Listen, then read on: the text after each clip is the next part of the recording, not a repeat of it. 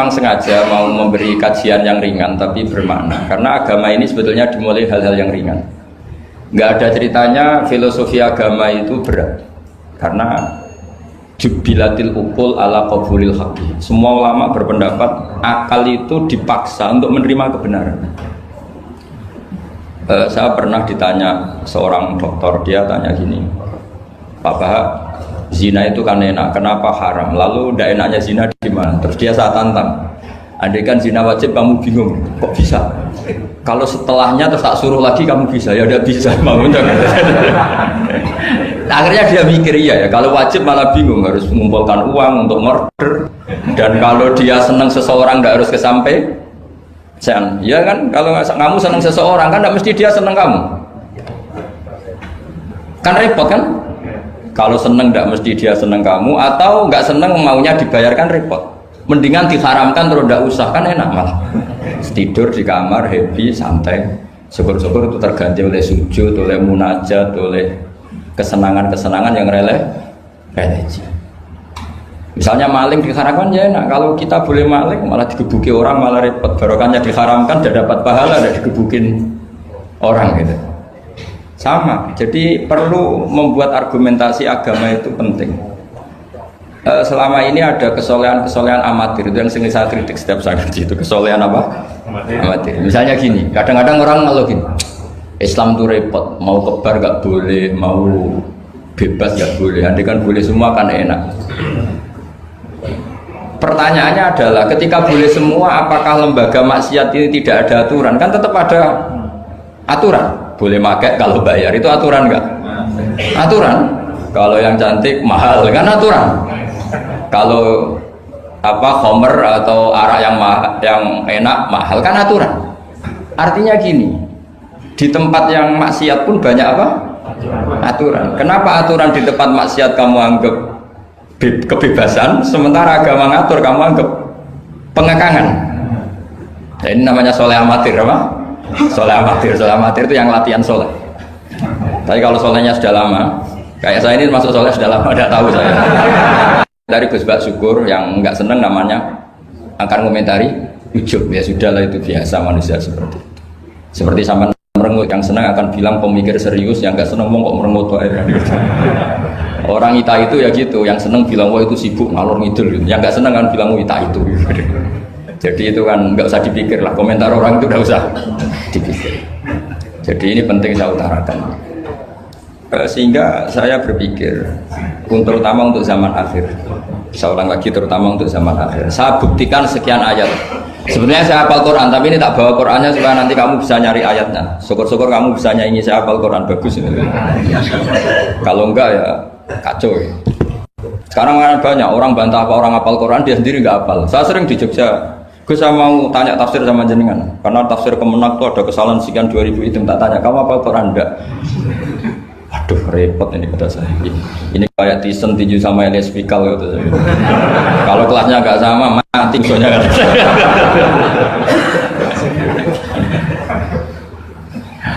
Karena bukan karena ini keangkuhan, tapi proporsional apa?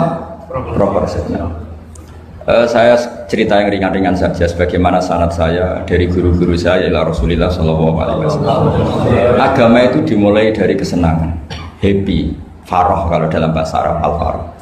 Ayatnya jelas, kul bi fadlillah wa bi rahmatih fa bidzalika falyafrahu. Ingat Muhammad dengan fadl Allah, anugerah Allah dan rahmatnya, kemudian dengan itu kamu harus senang.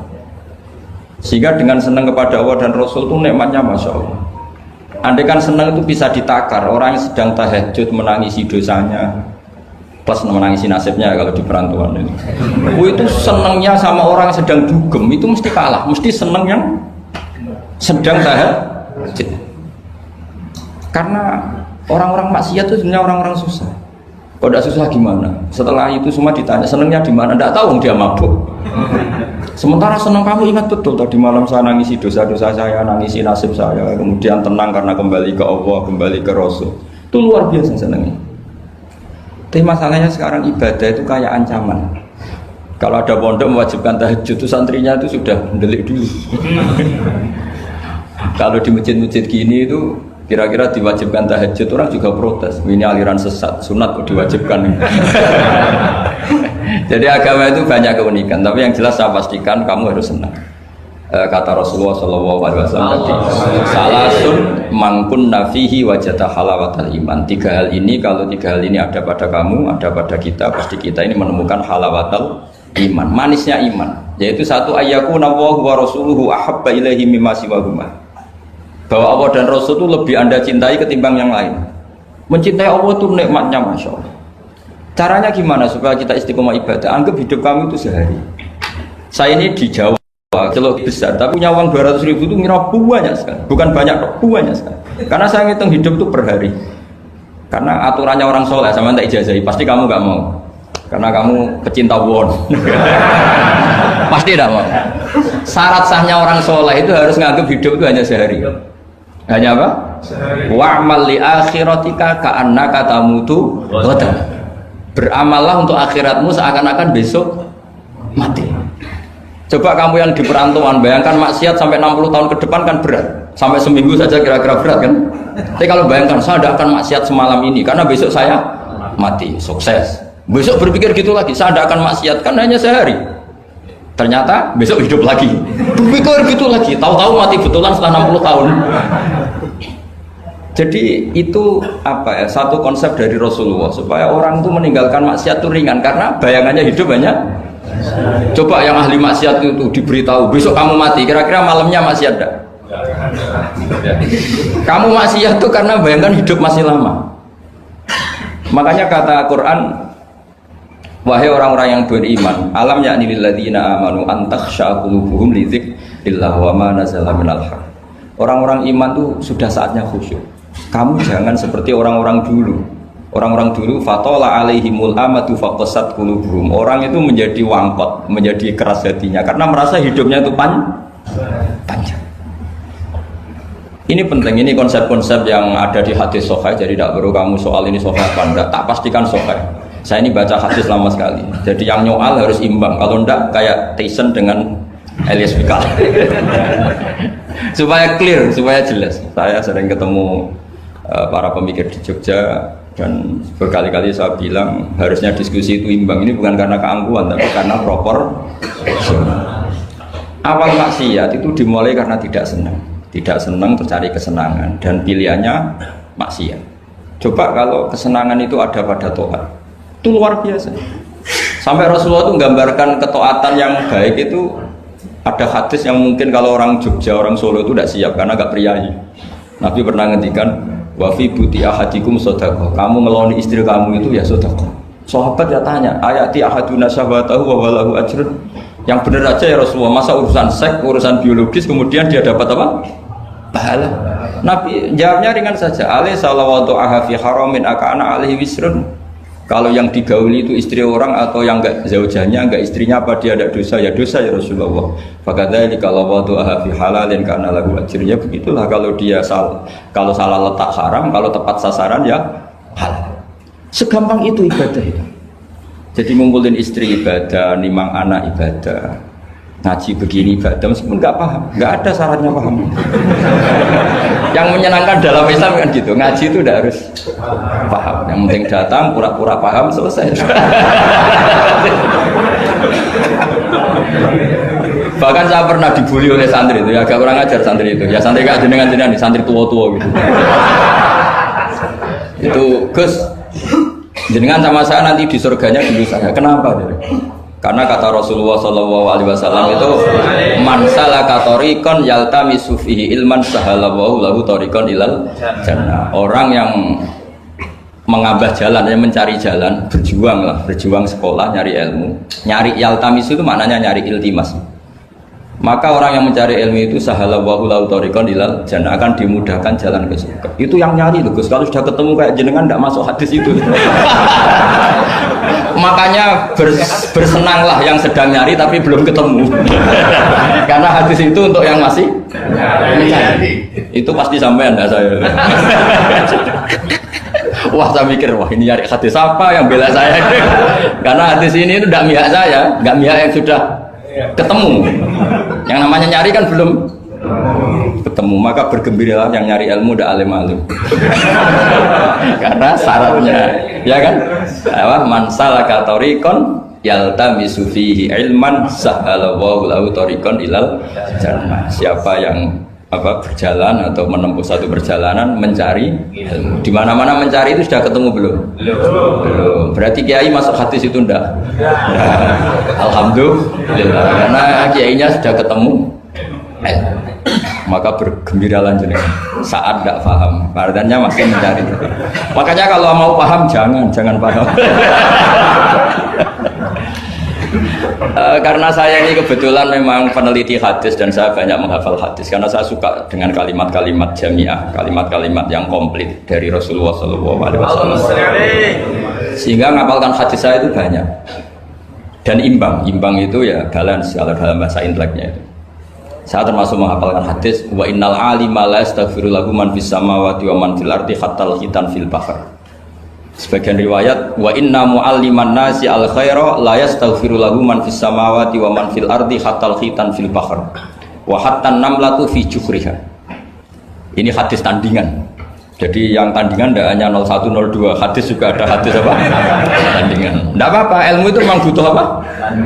Butuh perimbangan ya, butuh balance. Enggak boleh ilmu, tapi karena ilmu enggak pantas diomongkan tandingan gitu aja. Kata saya ada hadis yang bunyinya gini. Wa innal alima, orang alim itu akan dimintakan ampun oleh penduduk langit. Jadi semua malaikat Jibril dan Mikail, semoga termasuk Israel, itu memintakan maaf untuk orang alim. Tidak yang belum alim. Itu kamu tidak masuk hadis itu. Keren mana? Wah sama kerennya Gus. Saya masuk surga, yang jenengan nanti juga masuk surga. Ya sudah, nggak usah geger ketemu di sana. Jadi ini penting. Nah sekarang problem Islam sekarang adalah yang garis keras pakai hadis-hadis garis keras untuk mengadili yang garis lunak pakai hadis-hadis yang garis lunak untuk mengadili hadis kelompok-kelompok garis keras itu tidak fair. Nggak fairnya adalah Islam itu kafah itu artinya konsepnya itu komplit, tidak boleh separuh. Saya punya sedikit ini yang agak serius, tapi tidak usah masukkan hati. Nanti kalian protes nggak bagus Israel itu. Begini.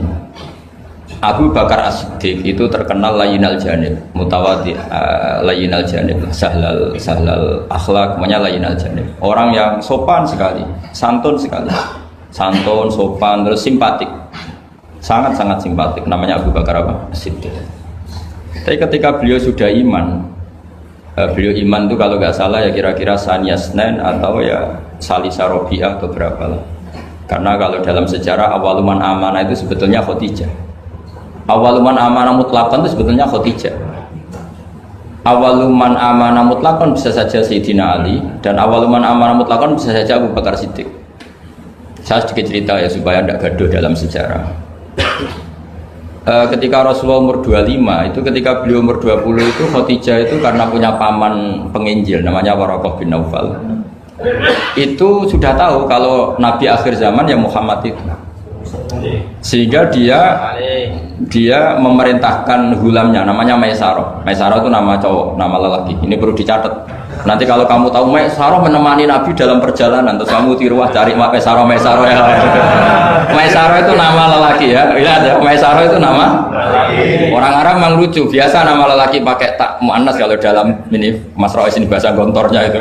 Kalau bahasa Arab biasa Maisarah lelaki, Tolha lelaki, Hamzah lelaki. Jadi biasa kalau bahasa Jawa kan enggak, soleh dan solihah, muslimin dan muslimat, pokoknya kalau ada tak itu manas. Soalnya bahasa itu agak enggak harus. Tapi tahunya baru gitu sudah bagus loh. Bisa naik kelas. Akhirnya Maisarah itu disuruh Khadijah khusus untuk meneliti Muhammad. Dulu masih jangkar karena belum Rasulullah. Setelah diteliti di perjalanan ke Syam, mengikuti dagang. Semua keajaiban dan alamat nubuwah itu ada semua, termasuk tuzilluhul ghamamah tuti'us sahai. Setiap perjalanan yang terik itu matahari pas apa? Ghamamah itu apa? Mendung mengayomi Nabi. Saya termasuk orang yang ditakdir pernah di pohon tua yang dulu jadi alamat nubuwah. di Jericho itu ada pohon tertua di dunia. Pas di situ malah ada film dokumenter Kristen pas itu. Karena pohon itu semua nabi pernah duduk di situ, termasuk Nabi Isa dan Nabi Muhammad SAW. Dan itu para pendeta tahu reaksi pohon. Jadi kalau duduk, kalau sampean yang duduk pohonnya agak reaksi biasa aja. Tapi kalau nabi yang duduk itu akan direaksi. Misalnya nabi duduk di barat, kemudian matahari teriknya dari barat, pohon itu akan pindah ke barat supaya geser. Sehingga rohibu khairo itu tahu ini calon nabi sesuai definisi atau kriteria yang ada. Singkat cerita, setelah Maisarah lapor sekian alamat nabi itu diceritakan Khadijah, terus nabi ketika umur 25 dia memantapkan diri untuk nikah sama orang yang bernama Muhammad. Tapi Khadijah itu mulai agak kecewa. Kok nggak jadi nabi, biasa-biasa saja, tetap dagang saja, nabi tetap dagang. Hanya tentu tetap punya sifat amanat, kredibilitas dijaga, semuanya terjaga. Tapi nggak ada alamat nabi yang ekstrim lah, yang sehingga Khadijah memang ini kapan jadi nabi ini kok gini-gini aja. Nah, pas umur 40 itu nabi ngalami yatahannas itu yata'abbad al-layali yadawatil adat. Kalau dalam Sahih Muslim disebutkan fakana yatahannasu fil ghar wa huwa at-ta'abbud al-layaliya dawatil. Yang dikatakan tahannus adalah menyembah Allah di gua, menyepi, kemudian beberapa hari. Terus di hadis itu juga diterangkan wa yatazawwadu lidzalik. Perlu dicatat dulu tirakannya Nabi itu ya bawa bekal. Bukan terus kelaparan 3 hari nanti fata morgana yang dilihat. Jadi ini perlu dicatat. Kadang banyak orang tirakat gak makan 40 hari, gak makan 3 hari, itu malah bahaya. Karena yang dikatakan nur atau apa ternyata fata morgana karena lama ada makan. Jadi perlu dicatat di hadis itu jelas ada kalimat wa yatazawwadu lidzalik. Ya Nabi ya normal bawa apa? Bekal. Jadi tidak lapar-lapar amat. Tapi tidak satu nampan kayak makan di atas tadi ndak ya. Kalau itu makannya orang kelaparan itu. Ya tapi bagus lah, saking hormatnya sama kiai makannya banyak. Apa ngetes kiainya? Kalau banyak ada kiai ini. Tidak tahu. Motifnya apa tidak tahu. Motifnya tidak tahu. Tapi husnudzon wajib. Panitia tenang saja. Kiai itu wajib husnudzon. Harus baca ini ya Muhammad. Nabi itu fadl. Sehingga ini penting sekali karena jarang orang mengungkapkan ini. Kenapa jarang mengungkapkan? Kemungkinan satu tidak tahu. Dua, karena kadang kiai itu ya manusia, Ustadz juga manusia. Kadang-kadang dengan tanda kutip itu ya pecundang. Dia ngomong yang dicintai pasar, itu yang saya sesalkan betul. Tidak ngomong yang dibutuhkan dalam khazanah Islam. Itu saya kecewa betul. Dan semoga mereka itu tobat. Enggak boleh seperti itu. Coba kita ini Islam mulai kecil, punya kiai mulai kecil. Kadang-kadang tidak pinter-pinter. Karena ayatnya itu terus sama. Kubu sebelah misalnya dalil ayat ini, yang ini terus gitu aja. Kalau orang sunat diceritain Nabi Ibrahim sunat 80 tahun itu pakai palu, pakai apa itu? Kodum itu apa? Langganan ya. Kalau ada orang mati ya mesti kullu nafsin kalau ada orang nikah mesti faman rohibaan sunnati. Itu saja. Jadi umat ilmunya tidak tambah, ya sudah siapa saja yang nikah ya itu aja, yang mati ya itu aja kullu nafsin. Karena ya pasarnya seperti itu. Buat sekali-kali ada orang mati itu bilang, ayo pesta. Karena orang dolim ini sudah mati. Ngurangi beban bumi. Ngurangi beban apa?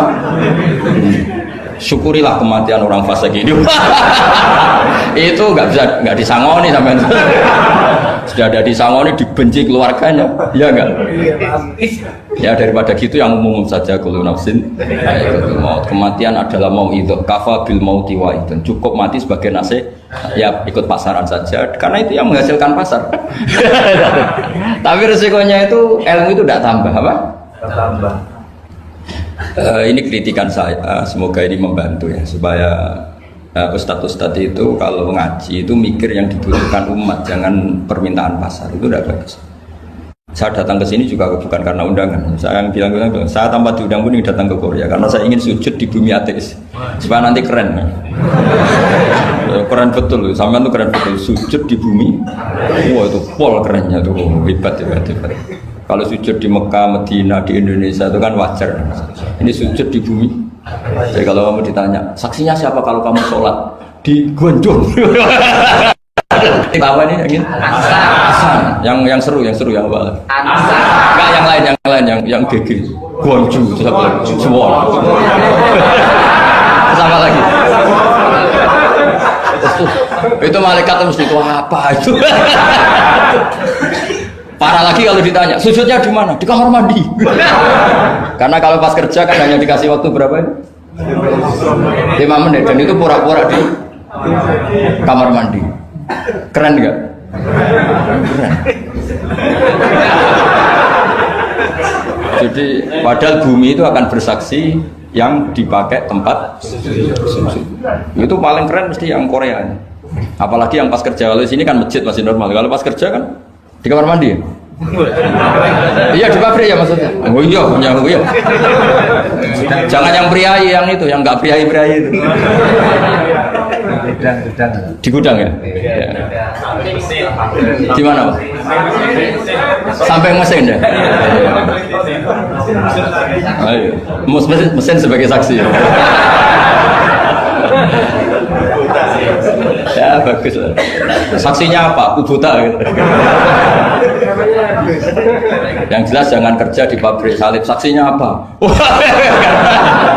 Kerjanya bikin apa? Ya, pas waktu sholat saksinya apa? Itu bisa berhadapan-hadapan itu saksi sama yang disaksikan. Begini ini intermezzo saja tapi betul. Jadi kemudian Khadijah kembali ke Khadijah tadi. Rasulullah itu nggak bisa baca. Walhasil akhirnya ditakdir bisa. Saya mengatakan bukan karena belajar, ditakdir bisa karena syaratnya Nabi itu harus ummi. Ummi itu keibu-ibuan. Tapi Nabi itu uniknya begini. Justru beliau ngira itu malakul maut. Jadi pulang itu yarjufu fuadu. Dia gemeteran sekali. Nangis pulang itu yarjufu fuadu nangis. Terus bilang ke Khadijah zamiluni zamiluni. Coba saya kasih selimut. Kalau dalam bahasa Arab itu boleh khitab sama perempuan itu pakai ya mu'annas sama khotoba atau pakai mudzakkar ghaib al mudzakkar mukhatab jamak tapi niatnya ahli. Jadi kalau orang Arab bilang normalnya kalau perempuan kan zamilini karena khitabnya satu yaitu Khadijah. Tapi Khadijah itu nama ahlun, nama keluarga. Sehingga dalam bahasa Arab juga boleh zamiluni apa? Pakai khitab apa jamak mudzakkar. Khadijah terus dikemulin. Di mana-mana namanya ketakutan itu ya dikemulin. Dan di mana-mana kalau ketakutan itu cari istri. Yang bayang di perantauan ya kalau ketakutan. Enggak usah lah banyak menyinggung orang. Pokoknya seperti itu. Sunnah manusia apapun hebatnya kalau ketakutan itu nyari istri. Jangan bahasakan nyari perempuan, nyari istri ya. Jadi garisnya jelas ya. Kalau ketakutan nyari apa? Istri. Nyari istri apa nyari perempuan? Istri. Alhamdulillah. Bagi yang punya. Bos. Akhirnya dikemulin sama Khadijah. Ada apa? Oh saya tadi ketemu malakul mauti gini-gini. Khadijah tuh senangnya bukan main. Ini yang saya tunggu. Hampir saja saya putus asa. Takut kamu nggak jadi nabi. Terus tanya Khadijah, lalu sifatnya orang tadi kayak apa? Oh gini. Oh ya besok ikut saya.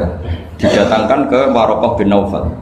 Dalam Bukhari disebutkan wa kana imro'an tanassara fil jahiliyah wa yaktubu minal injil masyaallah ayaktub. Waraqah bin Naufal itu penginjil. Dia menerjemah Injil dari bahasa Ibrani menjadi bahasa apa? Ketika Rasulullah ditanya, ma ra'aita itu, madza tara? Apa yang kamu lihat? Terus Nabi cerita itu. Terus kata Waraqah bin Naufal, hadan namus alladzi ja'a bihi Musa. Bahasa lainnya malak itu namus dan namus alladzi ja'a bihi Musa. Uniknya itu tahun awal nubuwah, ya tahun awal apa? Nubuwah. Itu uniknya Waraqah itu bilang begini. Ini Waraqah bin Naufal bilang gini. Doakan saya ini masih hidup. Khina akhrajaka qaum, ketika kaum kamu musir kamu. Kagetnya bukan main Rasulullah, karena Rasulullah itu figur yang menarik, yang simpatik. Beliau putra tokoh Muhammad bin Abdullah bin Abdul Muttalib bin Hashim, tokoh yang sangat dihormati. Beliau tidak punya kasus, beliau tidak orang yang dibenci, beliau orang yang sangat menarik. Kenapa harus ngalami diusir? Maka Rasulullah tanya, awamu khrijiyahu, masa betul umat saya mau mengusir saya?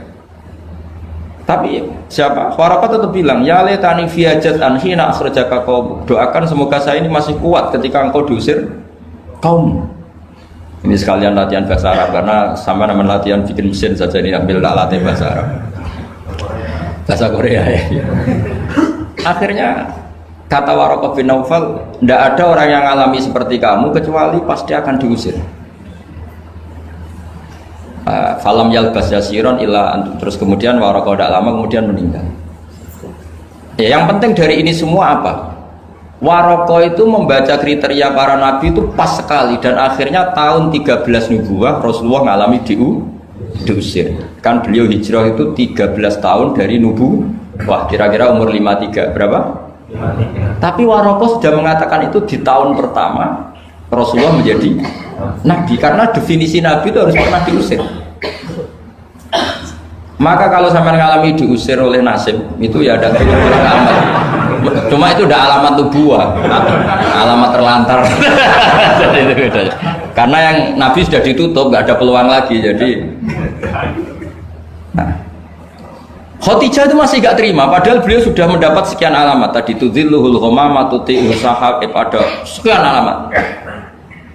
Tesnya sudah lulus semua. Rasulullah tadi Maisarah menyaksikan apa, dinaungi oleh apa? Mendung tadi, macam-macam. Khadijah itu masih dengan tanda kutip masih agak-agak beli, masih cari definisi yang ini agak absurd lah.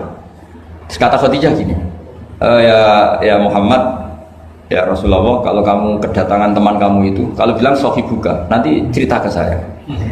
Ya kata Nabi. Nabi itu lugu, nggak ngerti kalau itu dites. Ya katanya. Suatu saat Jibril datang ke Rasulullah. Ini malak, ini Jibril, ini teman saya datang. Ya Nabi kadang istilahkan Jibril itu temannya. Ini teman saya datang. Oh ya. Terus Khadijah dekat Rasulullah, pas Rasulullah agak-agak dipangku manja. Fakasyafat an auratiha, sebagian auratnya Khadijah itu dibuka. Sama tidak usah bayangkan kelihatan apanya itu. Makanya saya bilang agak absurd. Ya kira-kira pupunya saja lah yang lebih mudah. Tidak lebih dari itu, jangan macam-macam. Akhirnya terus ditanya, Khadijah tanya, temanmu masih? Enggak, lari. Hanya Khadijah ditutup lagi. Khadijah nggak tahu ada Jibril, nggak tahu. Ditutup lagi. Sekarang temanmu di mana? Oh sekarang datang lagi. Oh Nabi diambungi sempurna. Ini yang saya tunggu-tunggu, Kang. Itu malaikat betul, bukan setan. Karena kalau setan tahu aurat kamu tahu kan. Artinya apa? Dalailun nubuwah itu dikaji sedemikian rupa oleh Khadijah karena beliau ponakan dari penginjil yaitu Waraqah bin. Tentu zaman itu Injil masih orisinil ya, bukan kayak yang sekarang Lukas Matius. Tentu jadi Injil di sini bukan konotasi yang muharraf yang apa? Enggak orisinil ya, tentu yang masih apa? Orisinil. Jadi semuanya mengarah ke pembenaran terhadap kenabian Rasulullah Muhammad SAW. Jadi Khadijah tambah mantu. Jadi Nabi dites itu ada tahu ya lugu saja, temanmu masih lari. Terus setelah ditutup lagi, temanmu ada. Oh iya ya sekarang ada lagi. Wah ya Nabi betul. Absyir ya Muhammad, kamu harus senang, itu malaikat betul. Kalau setan tidak seperti itu. Oh, kalau ada orang senangnya bukan main. Nah, melihat awal, saya ulang lagi ya, melihat awal dialek kenabian itu hanya dengan Khadijah karena dia keluarga terdekat beliau. Maka sebetulnya awaluman amanah mutlakon itu sebetulnya itu hampir semua ulama bilang itu Khadijah, bukan Abu Bakar. Tapi melihat peran Abu Bakar yang begitu sentral dalam mengawal Islam, orang bilang Abu Bakar.